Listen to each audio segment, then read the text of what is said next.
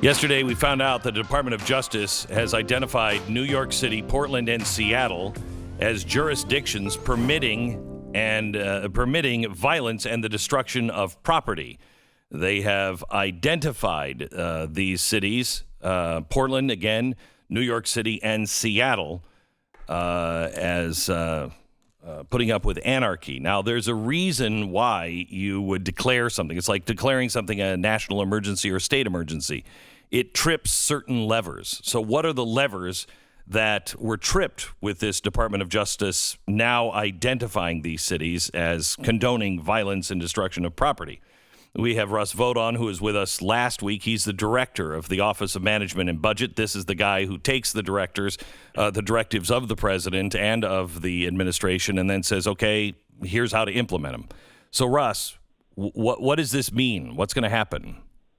Hey, Glenn, thanks for having me on your show. You bet. What this means is that we can now take a list of programs, and we're still working on the list as the agencies come forward with all of the programs, all of the funding that goes to these particular cities. But we can look at each one of them and the authorities that we have in each one of them with the discretion provided by Congress.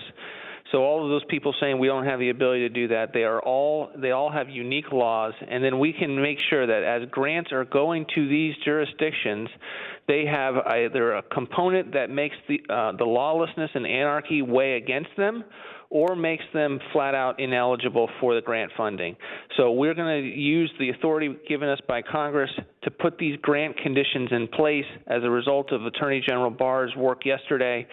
We now have the list in which we're going to immediately begin to work on that, and we'll see if any other additional cities are added in the future. So can you tell me, how crippling are these? Do you have any idea yet? It's a work in progress, but we believe it will have an impact on these cities. And the president is siding with the people of these cities who want security, want the police to be able to work, want the autonomous zones, and all of the other decisions that these mayors have made adversely to the safety and security of their individuals. Let's take something like a community economic development program. Substantial resources are going to these cities. Why would we send money to a city when they're burning it down or looting, they're vandalizing it? That's not in any way going to be conducive to economic development. Or public transportation grants. Why would we send money to these cities? And there's substantial resources that when they are providing vandalism on the bus paths and their transit program. These are all things that we are concerned about, and we're going to take steps to restrict. So what kind of timeline are we talking about before they start to feel this? I think it'll be incremental, Glenn. I think this is something that we still have work that the agencies need to come report to OMB with. We need a rack up of all of the funds, a real breakdown at a city level, and often we get it at the state level, so that we can begin to go about it from there. But at least we have the template for which cities we're identifying first. And what do the city leaders need to do to make sure it doesn't happen? I think this is the real significant question that you ask, and why they're on the list to begin with. We've had mixed conversations and mixed results with many mayors and governors across the country. These in particular are the three that have made no movement in our direction.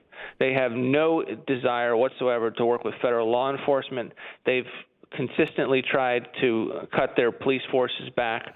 That's really what has caused them to be on this list, is their total inability and unwillingness to move in our direction, where others, you look at Kenosha, for example, St. Louis, very initially problematic, but as we began to work with them, Attorney General Barr, Secretary Chad Wolf, they have moved in our direction, and as a result, they don't find themselves on this list. And so we do think to some extent that this is an effort to change their eye level. There's no immediate deadline, but we're going to continue just on a day in, day out basis begin to turn the screws a little bit. So last week we had you on because of the CDC going against the presidential directive.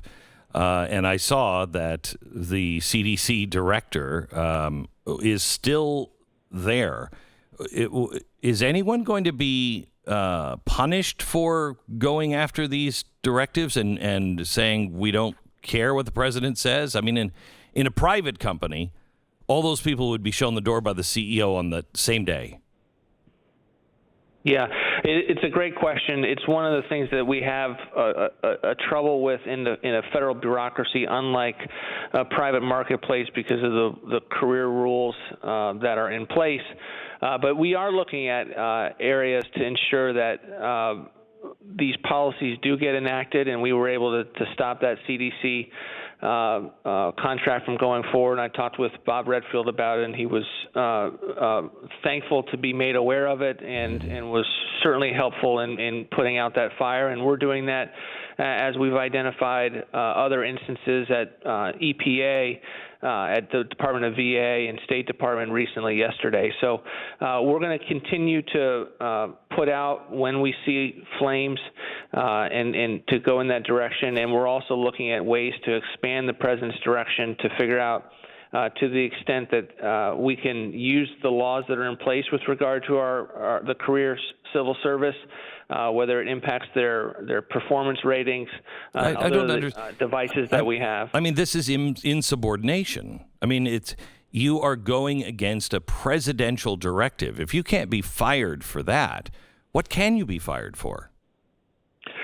Not much, Glenn, to be honest with you, and that's the rules and the laws that have been put in place. But we do have the ability to build the record of where individuals have not performed. Unbelievable. And that is Absolutely. Something that we're looking at quite to the best of our ability. It's unacceptable. I know I'm not saying it is for you, Russ, but this is unacceptable. I don't know how the president accepts that. That should be priority number one, figuring out a way to be able to fire people, or you'll never get rid of the deep state if you can't fire the people. I mean, that just sends a message to all of the other people that want to disagree with the president and do what they want.